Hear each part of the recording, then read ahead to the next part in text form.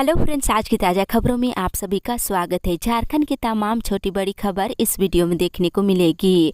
सबसे पहले बड़ी खबर, स्टेशन और एयरपोर्ट पर मिले कोरोना के संक्रमित मरीज तो सीधे अब भेजे जाएंगे अस्पताल। एक बड़ी खबर की रांची में कोरोना के बढ़ते संक्रमण को देखते हुए जिला प्रशासन अब सख्ती करेगा। एयरपोर्ट और रेलवे स्टेशनों पर विशेष सावधानी बरती जाएगी और स्टेशनों और एयरपोर्ट पर मिलने वाले पॉजिटिव मरीजों को एम्बुलेंस से अस्पताल पहुंचा दिया जाएगा। मरीजों को अस्पताल ले जाने की जिम्मेदारी संबंधित इंसिडेंट कमांडरों को दे दी गई है। इसमें लापरवाही बरतने और यदि मरीज ट्रेस नहीं होते हैं तो इंसिडेंट कमांडरों को सस्पेंड कर दिया जाएगा। रांची के उपायुक्त छवि रंजन ने सोमवार को ये निर्देश दिए हैं। इसके साथ ही इधर झारखंड में एक बार फिर से कोरोना के मामले बढ़ने लगे हैं। सोमवार को हटिया स्टेशन पर कोरोना के 40 नए मरीज सामने आए हैं। इसमें से 25 संक्रमित सिर्फ तपस्विनी ट्रेन में मिले हैं। दुर्गा पूजा के दौरान स्थानीय प्रशासन की ओर से ढील दी गई थी, अब ये लापरवाही भारी पड़ने लगी है। इसी के साथ ही अगली बड़ी खबर, जरूरतों के हिसाब से योजना बनाकर धरातल पर उतार रही है सरकार। एक बड़ी खबर की मुख्यमंत्री हेमंत सोरेन ने कहा है कि ये आपकी सरकार है, आपकी आकांक्षाओं, उम्मीदों और जरूरतों को ध्यान में रखकर योजनाओं को बनाया जा रहा है। इसके बाद उसे धरातल पर उतारा जा रहा है। अनुसूचित जनजाति, अनुसूचित जाति, अल्पसंख्यक, पिछड़ा वर्ग और महिला, बुजुर्ग और युवाओं समेत सभी तबके और वर्ग के लोगों का कल्याण और विकास सरकार की प्राथमिकता है। गांव में जिस तरह से लोग रह रहे हैं उसी के हिसाब से योजनाओं का क्रियान्वयन किया जा रहा है ताकि हमारी समृद्धि परंपरा भी बची रहे और जीवन यापन भी सामान्य तरीके से चलता रहे। मुख्यमंत्री सोमवार को साहिबगंज जिले के बरहेट प्रखंड स्थित छुच्छी के हिस्सा घूटी मैदान में योजनाओं के उद्घाटन और शिलान्यास कार्यक्रम में बोल रहे थे। आपको बता दें, उन्होंने 28 योजनाओं का उद्घाटन और शिलान्यास किए हैं। साथ ही विभिन्न योजनाओं के 120 लाभुकों के बीच परिसंपत्तियों को बांटी है। इसी के साथ ही अगली बड़ी खबर, विधवा पेंशन के लिए अब जरूरी नहीं होगा राशन कार्ड। एक बड़ी खबर की मुख्यमंत्री हेमंत सोरेन ने कहा है कि सरकार की कई योजनाओं से लोगों को जोड़ा गया है। मुख्यमंत्री ने कहा है कि विधवा पेंशन के लिए राशन कार्ड आदि की आवश्यकता नहीं रहेगी। जो विधवा असहाय है उसको सरकार द्वारा पेंशन उपलब्ध कराई जाएगी। मुख्यमंत्री सोमवार को गोड्डा जिले के राजभीठा स्टेडियम में बोल रहे थे। इसके साथ ही इधर युवाओं को रोजगार उपलब्ध कराना विशेष प्राथमिकता। मुख्यमंत्री ने कहा है कि रोजगार सृजन सरकार की विशेष प्राथमिकता है। एक और सरकारी विभागों में नियुक्ति प्रक्रिया तेज की जा रही है तो दूसरी ओर स्वरोजगार के लिए कई योजनाएं बनाई गई है और उसमें तेजी से काम किया जा रहा है ताकि बेरोजगार युवाओं को रोजगार से जोड़ा जा सके। इसी के साथ ही अगली बड़ी खबर, पूरी तरह स्पष्ट हो नियोजन और स्थानीय नीति। झारखंड के पूर्व मंत्री सरयू राय ने कहा है कि दुर्भाग्य है कि झारखंड राज्य बनने के 21 साल बाद भी नियोजन और स्थानीय नीति स्पष्ट नहीं है। 15 नवंबर 2000 तक बिहार के वर्तमान झारखंड राज्य के इलाके में रहने वाले सभी लोगों को स्थानीय माना जाना चाहिए और सभी को नियोजन नीति का भी लाभ मिलना चाहिए। साथ ही उन्होंने कहा है कि हेमंत सरकार ने वर्ष 2021 को नियुक्ति वर्ष घोषित किया है, लेकिन जितनी बहाली हो रही है उससे अधिक लोग रिटायर हो रहे हैं। वहीं आउटसोर्स पर अधिकारियों और कर्मियों की बहाली की प्रथा को बंद करनी चाहिए। इससे युवा वर्ग कुंठित और हताश हो रहे हैं। साथ में उन्होंने कहा है कि झारखंड में एक सरकार हाथी उड़ा रही थी तो दूसरी सरकार हाथी पकड़कर बैठी है। वर्तमान सरकार की प्राथमिकताएं और रुझान भी विकास के प्रति नहीं दिख रही है। शिकायत के बावजूद भ्रष्टाचार के मामलों में कार्रवाई नहीं करना भी गलत है। राज्य सरकार को उन्होंने सुझाव दिया है कि विकास के लिए टीम झारखंड बनाए जिसमें मंत्री और अधिकारी भी रहेंगे। इसी के साथ ही अगली बड़ी खबर, स्कूलों को राशि लेने से पहले देना होगा बिल। एक बड़ी खबर की राज्य के सरकारी स्कूल पहले खर्च का बिल जमा करेंगे, उसके बाद ही संबंधित राशि की निकासी हो सकेगी। सिंगल अकाउंट में इस प्रावधान को अब स्कूलों में लागू किया जा रहा है। राज्य सरकार ने राशि आवंटन की तैयारी कर ली है। इसी सप्ताह राशि आवंटित किए जाने की संभावना है। स्कूलों में छात्र छात्राओं की संख्या के आधार पर ये राशि आवंटित की जाएगी। राज्य सरकार पिछले साल हुए नामांकन के आधार पर स्कूलों को इसका लाभ देने जा रही है। पूर्व में छात्र छात्राओं की संख्या के आधार पर 10,000 से लेकर के 1 लाख रुपए तक स्कूलों को दे दिए जाते थे। साल भर में जब जरूरत होती थी तब राशि निकालकर खर्च किया जाता था, लेकिन अब स्कूलों को एक मुश्त राशि नहीं मिलेगी। जो भी खर्च होगा उसका बिल पहले जमा करना होगा, इसके बाद तत्काल स्कूलों को राशि दी जाएगी। इसके लिए दिया गया काम संबंधित स्कूलों को तत्काल पूरा करना होगा। इस संबंध में स्कूली शिक्षा और साक्षरता विभाग ने वित्त विभाग को पत्र लिखा है। इसी के साथ ही अगली बड़ी खबर, 15 तक नहीं मानी गई मांगे तो ढप करेंगे सचिवालय। इधर अब झारखंड सचिवालय सेवा के अधिकारियों ने सरकार को बगावती तेवर दिखाना शुरू कर दिए हैं। सचिवालय सेवा संघ की आम सभा में सभी की सहमति से यह निर्णय लिया गया है कि राज्य स्थापना दिवस से पहले अगर इनकी लंबित मांगों को नहीं माना गया तो सचिवालय सेवा के 1100 से अधिक अधिकारी और कर्मचारी आंदोलन करेंगे और सचिवालय का कामकाज ठप कर देंगे। इसके साथ ही इधर सहायक प्रोफेसरों के रिक्त पदों को लेकर हाईकोर्ट नाराज। इधर झारखंड हाईकोर्ट में संविदा पर सहायक प्रोफेसरों की नियुक्ति मामले में सोमवार को सुनवाई हुई है। इस मामले में अदालत ने कड़ी टिप्पणी की है। Justice doctor SN. पाठक की अदालत ने कहा है कि राज्य बने 20 साल हो गए हैं, लेकिन अभी भी राज्य के महत्वपूर्ण पदों पर संविदा के जरिए ही बहाली हो रही है, जो सुप्रीम कोर्ट और हाई कोर्ट के विभिन्न आदेशों के खिलाफ है। अदालत ने कहा है कि सिर्फ शिक्षा विभाग में ही यही नौबत नहीं है, बल्कि सभी विभागों में ऐसी ही स्थिति देखने को मिल रही है। इसके बाद अदालत ने राज्य सरकार से और झारखंड के सभी विश्वविद्यालयों को प्रतिवादी बनाते हुए पूछा है कि सहायक प्रोफेसरों के कितने पद रिक्त है और कितने पद सृजित है। इसकी विस्तृत जानकारी 15 दिसंबर तक अदालत को उपलब्ध कराने का निर्देश दिए हैं। इसी के साथ ही अगली बड़ी खबर, बीएड कॉलेजों में छात्रवृत्ति के लिए बढ़ाई गई तारीख है। इधर झारखंड और इसके बाहर के मान्यता प्राप्त बीएड कॉलेजों में शैक्षणिक सत्र 2020 से 22 के लिए 2021 में नामांकन लेने वाले छात्र छात्राओं की छात्रवृत्ति के लिए आवेदन की तारीख बढ़ा दी गई है। छात्र छात्राएं छात्रवृत्ति के लिए 20 नवंबर तक आवेदन कर सकते हैं। इसके बाद संबंधित संस्थान छात्र छात्राओं के आवेदनों के सत्यापन करेंगे। इसके लिए 30 नवंबर तक का समय निर्धारित किया गया है। इसी के साथ ही अगली बड़ी खबर, मुंडा सभा ने मुख्यमंत्री को सौंपा ज्ञापन। मुंडा सभा ने सोमवार को मुख्यमंत्री हेमंत सोरेन से मुलाकात किया है और मुलाकात के क्रम में 5 सूत्रीय ज्ञापन पत्र सौंपे हैं, जिसमें मरंगगोम के जयपाल सिंह मुंडा विदेश से छात्रवृत्ति योजना शुरू करने और प्रोफेसर स्टीफन मरांडी की अगुवाई में आदिवासी जमीन व लूटी गई जमीन की वापसी के लिए कमेटी बनाने और जाति प्रमाण पत्र एक बार बनाने के निर्णय पारित करने को लेकर बधाई दी है। साथ ही इधर केंद्रीय शरणार्थ समिति पुनर्गठन की गई। केंद्रीय शरणार्थ समिति व अखिल भारतीय आदिवासी विकास परिषद का सोमवार को पुनर्गठन किया गया है। इसके साथ ही इधर एचईसी के प्लांटों में फिर से शुरू होगी कैंटीन की सुविधा। इधर एचईसी के तीनों प्लांटों में कैंटीन की सुविधा फिर से शुरू होने जा रही है। कैंटीन के संचालन के लिए प्रबंधन ने टेंडर निकाल दिया है और 23 नवंबर तक आवेदन मांगे गए हैं। इसी के साथ ही अगली बड़ी खबर, राष्ट्र बचाओ आंदोलन के प्रतिनिधि मिले सहायक पुलिसकर्मी से। इधर राष्ट्र बचाओ आंदोलन के प्रतिनिधियों ने मोराबादी मैदान में सहायक पुलिसकर्मियों से कल मुलाकात कर समर्थन किए हैं। बता दें, इस दौरान सहायक पुलिसकर्मियों की मांगों को जायज बताया है।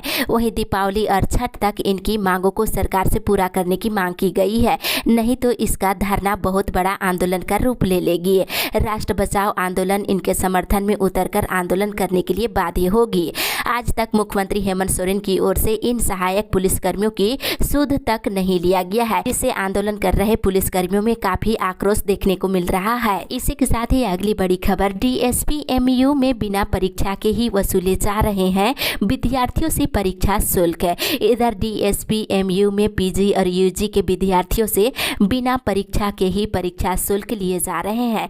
अखिल भारतीय विद्यार्थी परिषद समेत विश्वविद्यालय के विद्यार्थियों ने विरोध करना शुरू कर दिए हैं। इसको लेकर विद्यार्थियों ने कल जमकर हंगामा किए हैं। वहीं छात्रों ने विश्वविद्यालय के पदाधिकारियों का घेराव भी किए और कोरोना महामारी को देखते हुए विभिन्न स्कूल, कॉलेज और विश्वविद्यालयों में पठन पाठन बाधित होने के कारण विद्यार्थियों को प्रमोट किया जा रहा है। लेकिन कुछ विश्वविद्यालय तुगलकी फरमान जारी कर विद्यार्थियों के सामने आर्थिक समस्या खड़ी कर रही है। विद्यार्थियों का आरोप है कि डीएसपी एमयू की ओर से यूजी सेमेस्टर 1 और 2 और पीजी सेमेस्टर 2 और 3 के विद्यार्थियों से परीक्षा शुल्क लिए जाने को लेकर तुगलकी फरमान जारी किया गया है, जिसका विरोध लगातार हो रहा है। इसी के साथ ही अगली बड़ी खबर, छात्रवृत्ति फॉर्म भरने की तिथि बढ़ाने की मांग। इधर पेयजल एवं स्वच्छता विभाग के प्रखंड सांसद प्रतिनिधि पिंटू कुमार ने डीसी से विद्यार्थियों को छात्रवृत्ति छात्रवृत्ति देने के लिए आवेदन लेने की तिथि बढ़ाने की मांग की है। उन्होंने कहा है कि कल्याण विभाग ने आवेदन लेने की तिथि 25 अक्टूबर तक ही तय की है। वेबसाइट नहीं खुलने से विद्यार्थी फॉर्म नहीं भर पा रहे हैं। इसके साथ ही इधर पीजी में संथाली भाषा की पढ़ाई कराने की मांग है। गिरिडीह कॉलेज में सोमवार को यूजी सेमेस्टर 5 के छात्र छात्राओं ने प्राचार्य समीर सरकार को ज्ञापन देकर पीजी में संथाली भाषा की पढ़ाई कराने की मांग की गई है। विजय हंसदा ने बताया है कि गिरिडीह विश्वविद्यालय में 3 वर्षों से संथाली विषय की पढ़ाई यूजी में चल रही है और अगले वर्ष 2022 में सभी को पीजी में पढ़ाई करनी है। इसी के साथ ही अगली बड़ी खबर, झारखंड में लगेंगे बिजली के प्रीपेड मीटर। इधर पूरे झारखंड के बिजली उपभोक्ताओं के भवनों में अब प्रीपेड मीटर लगाने के लिए नए सिरे से सर्वे शुरू हो गया है। केंद्र सरकार की नई योजना टोटेक्स मोड पर झारखंड में ऊर्जा का लेखा जोखा रखा जाएगा। ये प्रस्ताव ऊर्जा विकास निगम के निदेशक मंडल की सोमवार को हुई बैठक में मंजूर कर लिया गया है। बिजली की आपूर्ति और खपत के लिए फीडर से लेकर वितरण ट्रांसफार्मर तक तकनीकी का इस्तेमाल करते हुए हिसाब किताब रखा जाएगा। बिजली चोरी और लाइन लॉस और बिजली की बर्बादी को नियंत्रित करने के लिए कड़ी निगरानी अब रखी जाएगी। इसी के साथ ही अगली बड़ी खबर, झारखंड में पहली से लेकर 12वीं तक के छात्रों को अब मिलेगा निःशुल्क किताबें। एक बड़ी राहत की खबर की राज्य सरकार अब कक्षा 1 से लेकर 12वीं तक के सभी विद्यार्थियों को निःशुल्क पाठ्य पुस्तक उपलब्ध कराने जा रही है। अगले शैक्षणिक सत्र 2022-23 सत्र से सरकारी स्कूलों में पढ़ने वाले 12वीं कक्षा तक के सभी छात्र छात्राओं को पाठ्य पुस्तकें सरकार की ओर से दी जाएगी। स्कूली शिक्षा और साक्षरता विभाग ने इसका प्रस्ताव तैयार कर लिया है। कैबिनेट से स्वीकृति मिलने के बाद ये व्यवस्था झारखंड में लागू हो जाएगी। इसी के साथ ही अगली बड़ी खबर, पारा शिक्षकों ने स्थापना दिवस समारोह के विरोध की दी चेतावनी। इधर अस्थायीकरण और वेतनमान की मांग को लेकर पारा शिक्षकों ने एक बार फिर 15 नवंबर को राज्य स्थापना दिवस समारोह का विरोध करने की चेतावनी दे दी है। एकीकृत पारा शिक्षक संघर्ष मोर्चा के प्रतिनिधि मंडल ने कल शिक्षा मंत्री जगन्नाथ महतो से मिलकर पारा शिक्षकों के अस्थायीकरण और वेतनमान को लेकर अपने इस निर्णय की जानकारी दी है और कहा है कि 14 नवंबर तक इस पर निर्णय नहीं होता है तो हजारों पारा शिक्षक 15 नवंबर को रांची पहुंचकर विरोध प्रकट करेंगे। हालांकि मोर्चा के पदाधिकारियों के अनुसार मंत्री ने कहा है कि वे मंगलवार को अपने स्वास्थ्य जांच कराने के लिए चेन्नई जा रहे हैं। लौटने के बाद विभागीय अधिकारियों और पारा शिक्षकों के प्रतिनिधियों के साथ संयुक्त बैठक कर नियमावली को अंतिम रूप देंगे। आश्वासन के बावजूद नियमावली लागू नहीं होने से तमाम पारा शिक्षकों में निराशा के साथ आक्रोश देखने को मिल रहा है। इसी के साथ ही अगली बड़ी खबर, 8 अनुसूचित जिलों में भी हो इतिहास नागरिक विषय के शिक्षकों की नियुक्ति। इधर हाई स्कूल शिक्षक नियुक्ति के तहत 5 जिलों में भी इतिहास नागरिक विषय में नियुक्ति की मांग को लेकर अनुशासित अभ्यर्थियों ने सोमवार को सचिवालय के सामने धरना दिए हैं और इसका धरना कार्यक्रम आज भी जारी रहेगा। और अभ्यर्थियों ने कहा है कि क्रमिक विभाग ने 11 गैर अनुसूचित जिलों में इतिहास नागरिक शास्त्र विषय में शिक्षकों की नियुक्ति की अनुमति दे दी है, जबकि सचिवालय के समक्ष धरना दे रहे अभ्यर्थियों का कहना है कि 13 अनुसूचित जिलों में संथाल प्रमंडल के 5 जिलों में ही इतिहास नागरिक शास्त्र विषय में नियुक्ति हो पाई है। 8 जिलों में अभी तक झारखंड कर्मचारी चयन आयोग के द्वारा अनुशासित अभ्यर्थियों की नियुक्ति नहीं हो पाई है। इसमें रांची, गुमला, सिमडेगा, खूंटी, लोहरदगा, पूर्वी सिंहभूम, पश्चिमी सिंहभूम और सरायकेला खरसवां जिला शामिल है। इसी के साथ ही अगली बड़ी खबर, 2.5 लाख से अधिक किसानों का 1036 करोड़ लोन माफ है। इधर झारखंड में कृषि ऋण माफी योजना के तहत अब तक 2,58,000 किसानों का 1,036 करोड़ का बैंक लोन माफ किया जा चुका है। वहीं 5,79,000 किसानों की ऋण माफी की प्रक्रिया चल रही है। कृषि एवं पशुपालन मंत्री बादल पत्रलेख ने सोमवार को कृषि पशुपालन सहकारिता विभाग की समीक्षा बैठक के बाद ये जानकारी दी है। इसके साथ इधर रांची में अल्पसंख्यक महिला महाविद्यालय बनाने की मांग। मोमिन कॉन्फ्रेंस रांची जिला समिति के एक प्रतिनिधि मंडल ने रांची जिला अध्यक्ष शमीम अख्तर आजाद के नेतृत्व में सोमवार को अखिल भारतीय कांग्रेस अल्पसंख्यक विभाग के चेयरमैन इमरान प्रताप गढ़ी को अल्पसंख्यकों की समस्याओं से संबंधित ज्ञापन सौंपा है। वहीं अल्पसंख्यकों विशेषकर मुस्लिम महिलाओं की शिक्षा की स्थिति से अवगत कराते हुए रांची जिला में एक अल्पसंख्यक महिला महाविद्यालय बनाने की मांग की है। इसी के साथ ही अगली बड़ी खबर, 4 लाख से अधिक परिवार परिवारों को दीपावली में आवास देगी सरकार। इधर एक बड़ी खबर कि राज्य में कच्चे मकानों में रहने वाले गरीब परिवारों को दीपावली के मौके पर पीएम आवास योजना के तहत आवास का तोहफा दिया जाएगा। ग्रामीण विकास विभाग ने 4,31,000 परिवारों को प्रधानमंत्री आवास योजना ग्रामीण देने की तैयारी शुरू कर दी है। लाभुकों को पहली किस्त के तौर पर 1,30,000 रुपये दिए जाएंगे। 15 नवंबर को राज्य स्थापना दिवस से पहले पीएम आवास योजना के तमाम लाभुकों को पहली किस्त का भुगतान करने का लक्ष्य निर्धारित किया गया है। राज्य के सभी उपायुक्तों और उप विकास आयुक्तों को आवश्यक दिशा निर्देश दिए गए हैं। इसी के साथ ही अगली बड़ी खबर, आज से करे जनरल टिकट पर सफर। राहत भरी खबर की दीपावली और छठ से पहले रेलवे ने झारखंड और बिहार के यात्रियों को बड़ी राहत दे दी है। धनबाद से पटना जाने वाली गंगा दामोदर एक्सप्रेस और धनबाद पटना इंटरसिटी और धनबाद डेहरी आसनसोल इंटरसिटी समेत कुल 26 ट्रेनों में अब पहले की तरह जनरल टिकट पर सफर कर सकते हैं। गंगा दामोदर और धनबाद डेहरी आसनसोल इंटरसिटी में 26 अक्टूबर से और धनबाद पटना इंटरसिटी एक्सप्रेस में 27 अक्टूबर से जनरल टिकट की व्यवस्था लागू हो जाएगी। हालांकि सभी कोच जनरल नहीं बने हैं। यात्रियों की सुविधा के लिए 3 से 4 कोच में ये सुविधा शुरू की गई है। इसी के साथ ही अगली बड़ी खबर, हड़ताल पर रहे स्वास्थ्य कर्मी, नहीं हुआ टीकाकरण। इधर 13 सूत्री मांगों को लेकर एनएचएम कर्मियों की हड़ताल से राज्य के सभी जिलों की स्वास्थ्य सेवाएं चरमरा गई है। अपनी मांगों के समर्थन में कर्मियों के द्वारा की गई हड़ताल का सीधा असर कोरोना टीकाकरण और उसकी जांच पर पड़ा है, जबकि अस्पताल की ओपीडी सेवा पर हड़ताल का असर देखने को मिल रहा है। मिली जानकारी के अनुसार कार्यक्रम प्रबंधन अमन कुमार ने कहा है कि जब तक उनकी मांगे पूरी नहीं हो जाती है तब तक हड़ताल जारी रहेगी। इसी के साथ ही अगली बड़ी खबर, बीएसएल अधिकारियों को मिलेगा मनचाहा आवास। इधर सेल प्रबंधन ने बोकारो इस्पात संयंत्र में काम कर रहे वरीय अधिकारियों को उनके मनचाहे सेक्टर और तल में बी टाइप आवास देने का निर्णय लिया है। इसको लेकर बीएसएल के नगर सेवा विभाग ने आदेश जारी कर हकदार अधिकारियों को 26 से लेकर 28 अक्टूबर तक ऑनलाइन फॉर्म जमा करने के लिए कहा है। साथ ही इधर सफाई मित्रों को मिलेगा बढ़ा हुआ वेतन। चास नगर निगम कार्यालय में न्यू वर्तमान मेयर भोलू पासवान के नेतृत्व में सफाई मित्रों की अपर नगर आयुक्त अनिल कुमार सिंह ने वार्ता की है। इसमें सफाई कर्मियों को 25 महीने का बढ़ोतरी बकाया वेतन देने का निर्णय लिया गया है। दीपावली के पहले 2 साल का बोनस देने की भी बात कही गई है। नगर निगम में काम कर रहे चालक को दूसरी जगह से हटाकर चालक में ही रखने पर सहमति बनी है। इसी के साथ ही अगली बड़ी खबर, झारखंड में त्रिस्तरीय पंचायत चुनाव का हो रहा विरोध है। इधर झारखंड में त्रिस्तरीय पंचायती चुनाव प्रक्रिया शुरू होते ही चुनावी सरगर्मी तेज हो गई है। वहीं दूसरी तरफ त्रिस्तरीय पंचायत चुनाव का विरोध भी देखने को मिल रहा है। इसी कड़ी में राजभवन के समक्ष आदिवासी समाज की 22 पढ़ा समिति ने भी धरना प्रदर्शन किया है। इस दौरान पढ़ा समिति ने झारखंड में होने वाले पंचायती चुनाव का विरोध किया है। राजभवन के समक्ष त्रिस्तरीय पंचायत चुनाव का विरोध करते हुए सुशील उरांव ने कहा है कि 5वीं अनुसूची में पंचायती चुनाव कराने का प्रावधान नहीं है। जो हमारे पास स्वशासन की व्यवस्था है उसी के आधार पर ये काम कराने की मांग हो रही है। इसी के साथ ही अगली बड़ी खबर, कृषि मेला के जरिए किसानों को मिलेगी योजनाओं की जानकारी।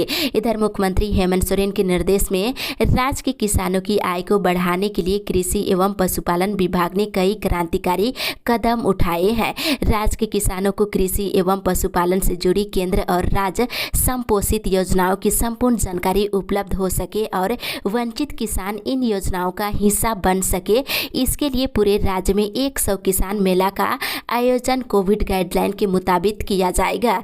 कृषि मेला सभी प्रखंडों में 29 से लेकर 9 नवंबर तक चलेगा। किसान मेले के जरिए किसानों को कृषि से जुड़ी योजनाओं की जानकारी दी जाएगी। कृषि मंत्री बादल पत्रलेख ने विभागीय समीक्षा के बाद पत्रकारों को संबोधित करते हुए ये बात कही है। इसी के साथ ही अगली बड़ी खबर, आम लोगों के लिए सुरक्षा बलों की वर्दी पर रोक। इधर झारखंड में आम आदमी को सुरक्षा बलों की वर्दी के पहनने पर रोक लगा दी गई है। पुलिस मुख्यालय की ओर से सभी एसएसपी एसपी को इस संबंध में कार्रवाई करने का आदेश दिया गया है। मिली जानकारी के अनुसार इस ड्रेस का इस्तेमाल अक्सर राज्य के नक्सली भी करते हैं। इसके कारण जवानों में उग्रवादियों और आम आदमियों को पहचानने में भ्रम की स्थिति हो जाती है। वहीं इधर प्रधानमंत्री आवास में डाल सकते हैं खैपरेल। इधर सीएम ने बरहेट में कहा है कि पीएम आवास योजना के मकानों में यदि गरीब लाभुक छत नहीं डालना चाहते हैं तो खपरेल का भी प्रयोग कर सकते हैं। उन्होंने कहा कि खपरेल की छत होने से मकान गर्मियों में ठंडा रहता है, इसकी मरम्मत भी आसानी और कम पैसे में भी संभव है। इसी के साथ ही अगली बड़ी खबर, बेरोजगारी भत्ता देने में नाकाम रही हेमंत सरकार।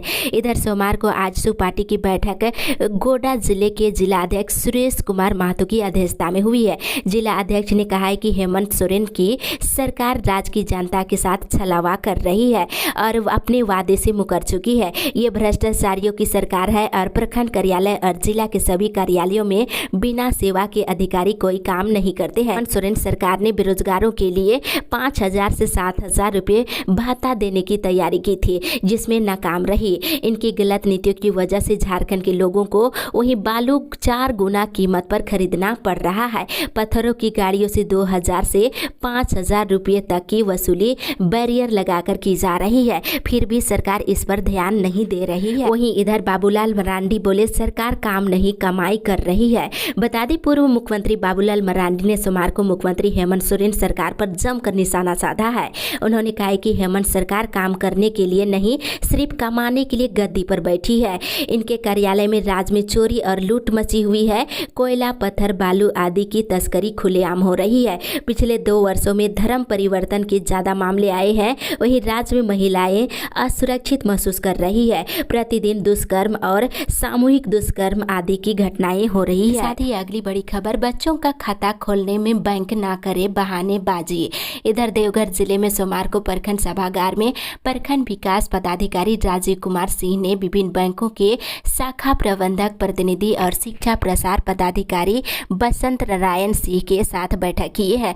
बीडीओ ने सरकारी विद्यालयों के बच्चों का बैंक खाता बैंक में खोलने का निर्देश दिए हैं। वहीं उन्होंने कहा है कि जो भी बच्चे का नॉन डीबीटी अकाउंट है उसे डीबीटी में बदलने का निर्देश दिया है। साथ ही इधर अनुकंपा पर नौकरी देने से पहले पूरा करे कागजी कार्य। समाहरणालय सभागार में उपायुक्त मंजूनाथ भंजत्री ने जिला स्थापना समिति की बैठक में स्थापना के मामलों पर चर्चा की है। इसमें अनुकंपा, एसीपी, एमएसीपी, सेवा संपुष्टि, वरीयता, प्रोन्नति और पारस्परिक स्थानांतरण, पदस्थापन और सेवानिवृत्ति के साथ ही पेंशन की समीक्षा की है।